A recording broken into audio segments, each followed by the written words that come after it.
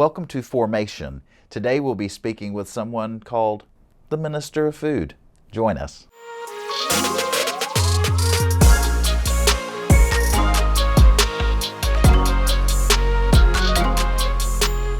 Welcome to Formation. My name is Shannon Moore. This is our podcast from University Christian Church in Fort Worth, Texas, where every week I sit down and just have a conversation with somebody about their faith and their spiritual formation. Today I am so happy that we have with us the Reverend Alan Lutes, or is it Lutes? It's been pronounced that way, but it's Lutes. Thank you, Alan. It's good to have you here today. I do know how his name's pronounced. That was humor. It was. So I know that you come to us from a United Methodist background. I'm just going to jump right into that. Okay. Were you raised in the Methodist Church? I was. I was raised in the Methodist Church, baptized in the Methodist Church. Here in Texas? In Texas, in Mount Pleasant, Texas. Where's that? It's in East Texas. Okay. So just about an hour west of the Louisiana border. And it was Tennyson Memorial United Methodist Church. It was a mouthful. But that's the church that I grew up in. Actually, there was two in town, but that's the one that was part of my formation. That's where I went to Vacation Bible School. That's where I became super involved in youth. And big church? It was the biggest church of a Methodist church in town. So there was the big one that was kind of downtown, if you will, for a small town. It was 15,000 people. Okay. And then there was the little country church, Methodist church as well. Okay. So I'd say for a town that size, it was about as big. First Methodist, First Baptist, all the firsts were the big ones. So what stands out to you when you think about the faith of your childhood, your church-going experience as a child? What's the thing that stands out to you the most about that time? I think I would have to say probably the Sunday school teachers and VBS teachers. I think those are the ones, I don't think I could name except maybe one of the pastors that ever served at that church. Really? And of course, the Methodist church, there's, fruit basket turnover pretty often. So we had, I think there were probably 4 or 5 during my growing up. So the worship was worship, of course, and it was traditional back then with the organ. The organist was actually my 6th grade English teacher. And so there was all small town life. Yeah, town life. But I very much remember the Sunday school teachers, and in particular, Molly Means, who was the high school teacher. She was the volunteer Sunday school teacher, taught high school Sunday school. I mean, maybe may still be doing it for all. She was just one of those, saints of the church. Yeah. And she came in every Sunday morning and had a lesson and just prepared all of that. We had probably in 4 years, we had 3 youth directors of my high school year. So was that a paid position? It was a paid position. The last 2 years was a college intern type situation. She's the one that I remember the most. And she was the one that got me to preach the Sunday sermon on Youth Sunday. So that was my senior year. Did that give you the preaching bug, or did you already have hindsight? Okay. In hindsight. Say a little bit about that. Yeah, there was a lot of, looking back, because this is my 4th career, if you will, vocationally speaking. But if I look back over the, starting in junior high and high school, and then all of the careers that I've had leading me to this point, they were all building blocks. They were all foundational to prepare me for where I am right now. Mm-hmm. I do remember that sermon. I don't remember what it was about specifically, but I do remember getting done. I mean, so nervous. And I was in theater. I was a theater kid in high school. I don't know why I was so nervous about this. Yeah. But I was just so nervous because I wanted to do a good job, and I feel like I did a great job. And I preached for what seemed to be like a good 20-minute sermon. And I sat down and looked at my watch. It'd been about 2.5 minutes. Oh, for real? Yeah. So that it short? Was super, super short. And I'd even made a joke about, making sure everybody got out before the Cowboys kickoff at noon. I got them out way before the Cowboys kickoff. And a lot of people were very happy about that. They were very happy. Yeah. Never had anyone complain about a sermon that was too short. That's right. Nobody does. But that was, every Sunday night, every Sunday morning, I was at that church. It was a second home. But not Wednesday night. Not Wednesday night. Not see. the church, yeah. I was a Baptist. We had that extra night. I was jealous of my wife. So that's when you go to the First Baptist, right? Because they had the jump. So Oh, yeah. there was a crossover. The Would you Baptists do that? Yeah, I do some of that. Okay. Because I had a lot of friends that were Baptists, Mm-hmm. and the Baptists had the gym, but the Methodists had the dances after the football games on Friday night. Oh, yeah. Baptists can't dance. But they came to our church and did. Oh, So yeah. We're not going to do it at our church, right. but we'll do it at yours. So that was every Friday night after the football game. The dance was in my church. And was that a school function or community function, I guess? Okay, they didn't host it at the gym. We always just did it. Small town, it was sort of like everything blended Yeah. together, the churches and the schools and that sort of thing. That makes sense. That's just what they did. Were most of your friends church friends, or did all of that blend together too? Like your school friends were your church friends? So the two friends that stayed are still friends today. One of them was my college roommate. They were both from church. So they were the ones that I still am in contact with. But I was also super involved in Boy Scouts. Okay. And so I had a lot of friends that were part of the Boy Scouts that went to other churches or didn't go to church at all. Mm-hmm. But really the ones that I grew up at that church, that we did all of the, when we graduated, all of the things that we did. Buddy Blake, my friend Blake, was the one that preached the sermon the junior year of high school. And we're still close. Is he a minister? He is not. Okay. No, he sells bonds. So actually, out of my high school graduating class, there are 4 of us that are preachers, ministers. How big was your class? 260. Okay. And we've got 2 Southern Baptists, 1 non-denominational, and me. And so what are you? I'm a Christian. So to go back to this, so you had a friend who you knew in high school or in childhood, then you were college roommates all the whole time? 4 years. And you're still friends? Still friends. That's a solid friendship. That is a solid friendship. Yeah. He's the best man in my wedding. So yeah, he's just, that's one that you stick with. And we met at church. Okay. So you graduate, where do you go to school? Go to TCU. Okay. Yep. So you're a Horned Frog. I go to TCU. Both my parents went to TCU, so that was just what I wanted to do. My dad is a retired dentist, so I was certain that I was going to go pre-med. So I was a smart kid in high school, entered the honors program, pre-med, 1 week of honors pre-med biology, and I realized I just wanted to play a doctor on TV. So that was... Well, you did have that theater background. Yeah, so, and I switched. But the other thing I switched to theater for a year until my father convinced me that wasn't the best possible degree. Maybe a little overcorrection from... A little overcorrection. Yeah. So I ended up going radio, TV, film. At the time, the Schiffer School of Journalism, broadcast journalism, hadn't really taken foot yet. So there was a performance portion of a radio, TV, film degree. Okay. So I was radio DJ, did a lot of the news type stuff, and at KTCU. At KTCU, yeah, the afternoon drive slot, 2 to 5 on Fridays. What did you play? Oh, it was just all over the place. It was just your choice. My choice. Okay. Yeah. Well, that would be fun. Yeah, we were part when I was at TCU. We were part of a complete switch over to a college radio station that actually had a format. Whereas most college radio stations are kind of like, this hour we're going to listen to reggae, and then the next hour somebody else is going to come in and play country, and then after that it's big band. But we went straight format. So daytime hours was adult out-read rock and that kind of thing, and then nighttime it switched to alternative. Okay. And that was a complete switch in the way we did things. But it prepared me for the next gig, which was working in television. So. All right. Well, we're going to take a short break, yes. And when we come back, I want to hear about that television experience. So we will be right back. The members of University Christian Church have a message for you. You are valuable, worthy of love, and already part of what God is doing in the world. We invite you to join us Sunday mornings for worship. Traditional worship in our sanctuary at 9 and 11, simple worship in the chapel at 9:30, or visit our 10:10 service in Walker Hall. We are a church of open-minded people who value curiosity and recognize we don't have all the answers. We strive to be open and honest about where we are on our faith journey, and we practice compassion and generosity.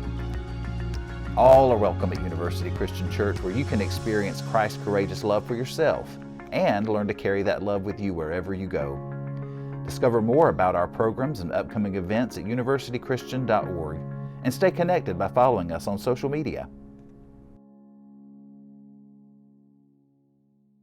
Well, we are back with our conversation with Reverend Alan Lutes. So, Alan, you said something right before the break that I don't think I knew, or I forgot, that you had a career in television. I did. So tell us about that. So after graduating, I got this radio, TV, film degree. I decided that I was going to be the next Dan Rather, right? Journalist. Like an investigative journalist? Didn't know yet, right? Okay. Just knew I wanted to be on TV. Okay. So I did that. And I, of course, sent all the I interned at Channel 11 here in Fort Worth when I was at school. So I got a first job up at Channel 12, which is the CBS affiliate in the sprawling town of Sherman, Texas. I think it was market 169 out of like 200 in Texas. And it was a great job. It was a good formation. And after about less than a year there, a job opening came up in East Texas, so back closer to home. I was in Longview, and I became the bureau chief for the ABC affiliate there. Okay. And did that for a couple of years, and much longer conversation, but there was a lot of aspects of that job that were just not sustainable, emotionally, spiritually. It was tough. It was a tough job. Were you married at this point? Engaged. Okay. And so we were about 6 months away, and my wife also lived in Longview. She worked for the hospital, and about 6 months away from our wedding, I quit. I submitted my resignation. It was just too much on me, and it turned out to be a great thing. Was it just the number of hours, or were there expectations? It was the number of hours. Like and this is not an exaggeration, we never sat down at a restaurant in almost 4 years without having to ask for a to-go box because my pager would go off. You're one of only 2 reporters covering an entire town like that. There's just a lot. Mm-hmm. And then the heartbreaking nature of the stories that we were covering, of all of this human loss. And just tragedy, because that's what sells. Right. You can't sell the good news. And instead of what I wanted to do, which would stay with those that were experiencing this trauma or this loss and just be with them, I had to get out with soundbite and rush back to the station to put the story together. So you had a heart to help them. Yes. But no, it was sort of like, tell me what happened. Yeah. But goodbye. And then move on. Right. And it was just too much.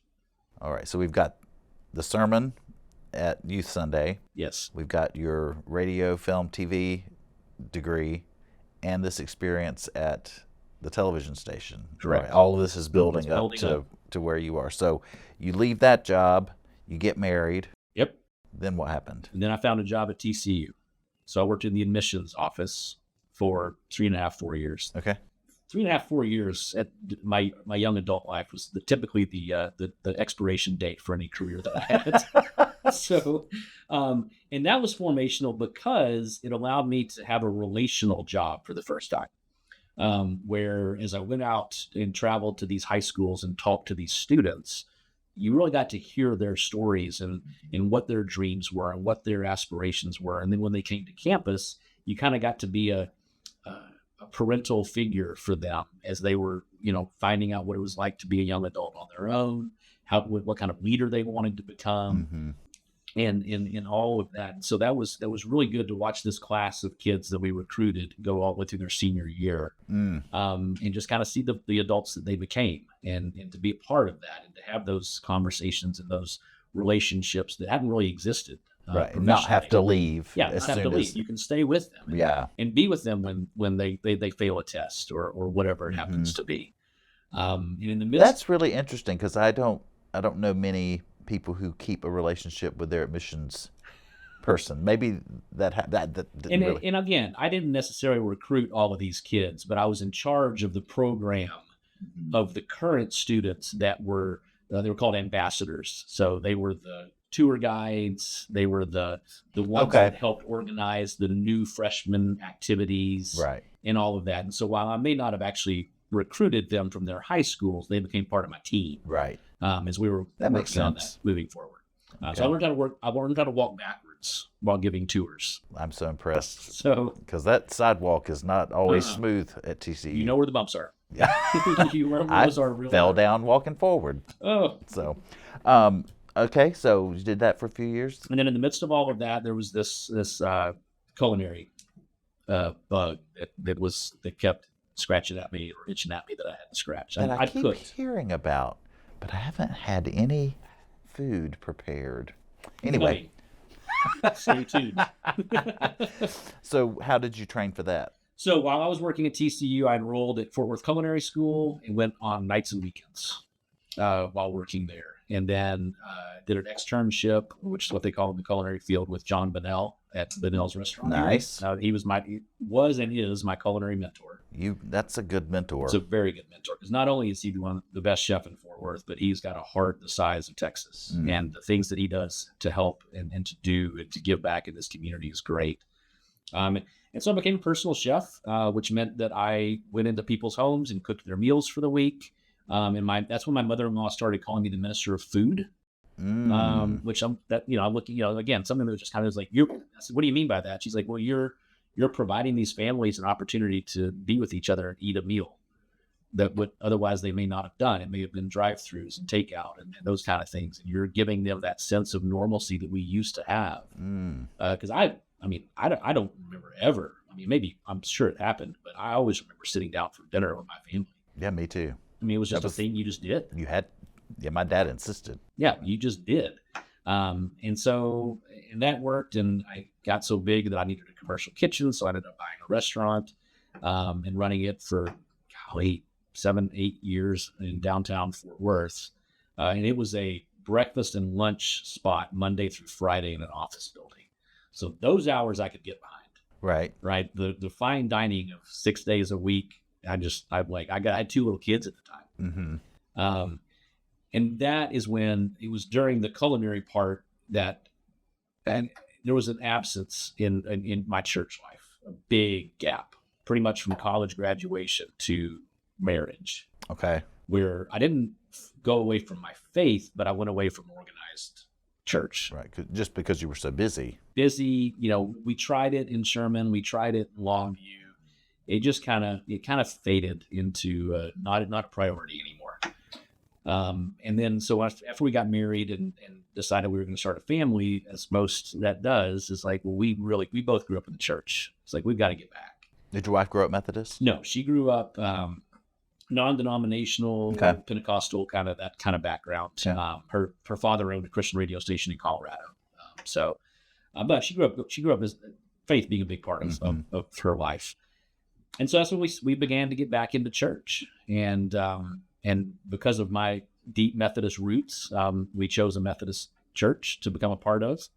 And that's when as a part of that church, as an active member of that church, that's when the actual call to ministry, all those building blocks finally came into this final thing where God, as a friend of mine that was at that church at the time, said, finally thumped me on the head and said, have you not been paying attention? I've given you all of these signs. And so while I had the restaurant, I enrolled at Bright and just, did the best of balancing the restaurant, the catering business, 2 kids at home, and seminary. I'm tired just hearing it. Tired just thinking about it. But anyway, I got through as quickly as I possibly could. Enjoyed it. And then after I got ordained, I got appointed, which is what happens in the Methodist Church, to the same church that we had been members of. And so I already had that background. Were there challenges with that, going from member to minister? As a matter of fact, there was a big challenge because I had been the chef at church, right? So I was the only professional that had done it. And so when it came to big events and big meals and all of those types of things, I was the go-to person. And not to mention our current friend group, it started all at that church. We were all part of the same Sunday school class. We all had our first children together. We are all most of us are having kids graduate this year. And so trying to it was a hard switch to make. Right. Now suddenly you're their minister. And suddenly I'm their minister. And one thing that was suggested to me by my small group mentor leader at Bright was you should, and I didn't do this. In hindsight, maybe I should have. It's like, you should physically get up into the pulpit wearing a chef's coat, take it off, and put on a stole. Ooh. And I thought that would have been powerful. Yeah, it would have been. It would have been a really good transition. And so I kind of, I kind of wish I had. Mhm.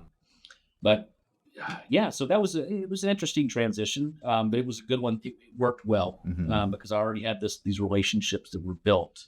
Probably some positives to that too. Yeah, a lot of because positives. you already knew you didn't have to learn all the names and Exactly. all the players and Right. and all that. And you started. Is that the church where you started the food ministry? Yes. So you actually were the minister of food. I was the minister of food. It comes all full circle. Yeah.